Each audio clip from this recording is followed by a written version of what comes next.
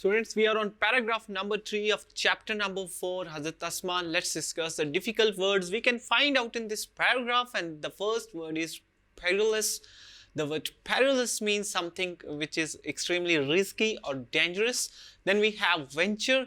Venture ऐसे सफ़र को कहते हैं जिसमें रिस्क हो, जिसमें कोई ख़तरा हो, हम उसको venture कहते हैं. Then we have rugged. Rugged means uneven or we can say rocky surface. जो uneven surface होती है उसको हम rugged कहते हैं. Then we have minute.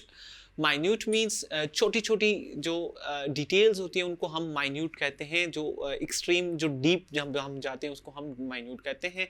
Then we have traverse. Traverse means traveling across.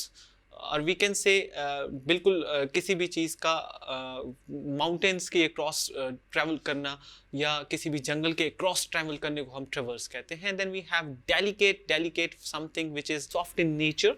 We can say जिसकी nature soft होती है हम उसको डेलिकेट कहते हैं. Students, paragraph 3 deals with the effort she made to help prophet Muhammad सल्लल्लाहु अलैहि वसल्लम एंड फादर हजरत Abu Bakr Sadiq.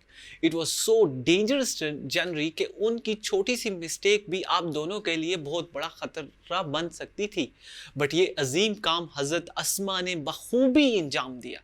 Every night with a pack of food she hikes stony mountains. जहाँ केव सोर था जिसे गारे सोर कहा जाता है.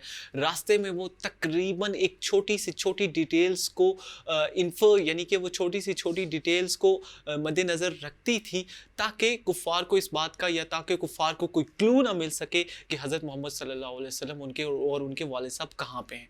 स्टूडेंट, आप खुद इमेजिन करें कि रात के वक्त कितना मुश्किल होगा, वो भी एक औरत के लिए कि पथरीले इलाके का सफ़र करना और साथ साथ हर जगह पे ये डर हो कि पकड़े जाने का डर हो और इसके साथ रात के वक्त इतना स्टोनी या इतना ख़तरनाक सफ़र करना ये कितना ही मुश्किल होगा. सो स्टूडेंट, इस पैराग्राफ के ज़रिए राइटर हमें ये बताना चाहता है कि हज़रत अस्मा एक करेजियस लेडी थी.